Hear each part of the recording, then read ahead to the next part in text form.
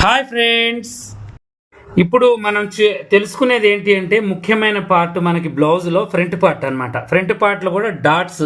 ఈ డాట్స్ ఇలా జారే క్లాత్కి మనం వేసేటప్పుడు లైనింగ్ ఒరిజినల్ ఇలా విడిపోతూ ఉంటుంది. కానీ నేను వేసాను చూడండి ఎంత చక్కగా వచ్చిందో. మనం నార్మల్ క్లాత్కి ఎలా అయితే వేస్తే మనకు డాట్స్ వచ్చాయో అలాగే వచ్చాయి. ఇది ఎలా వేసానో చూపిస్తాను రండి. మనం ఎప్పుడైనా అందాజ గీసుకున్నానండి నేను. ఇగో ఇది కరెక్ట్ గీత అనమాట. దీని మీద మనం కుట్టు వేసుకోవాలి.